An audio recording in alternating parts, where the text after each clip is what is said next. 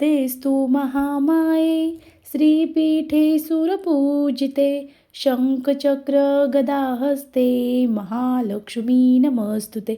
नमस्कार मंडळी बोलता बोलता आज मार्गशीर्ष महिन्यातील तिसरा गुरुवार आला आहे।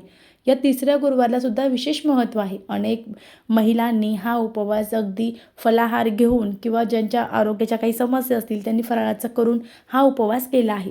या उपासाने आपल्या घरामध्ये सुख शांती समृद्धी नांदते।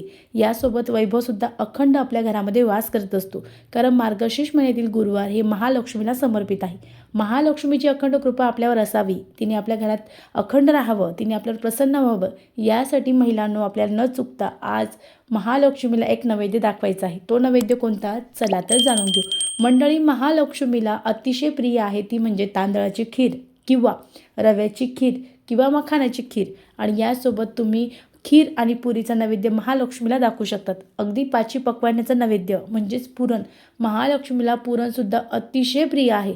तुम्हाला शक्य झालं तर तुम्ही अगदी पुरणाचा देखील नैवेद्य दाखवू शकतात। काही अडचण असेल, करू शकत नसाल तर अगदी वरण भात भाजी पोळीचा नैवेद्य जरी केला तरीही चालेल। तुमच्याकडून काही करणं शक्य होत नसेल तर अगदी तांदळाची खीर करा आणि ती माता लक्ष्मीला अर्पण करा। बघा, माता लक्ष्मी तुमच्यावर प्रसन्न होईल आणि तुमची एखादी इच्छा असेल ती लवकरात लवकर माता लक्ष्मी पूर्ण करेल। ओम महालक्ष्मी देवे नमः। नमस्कार।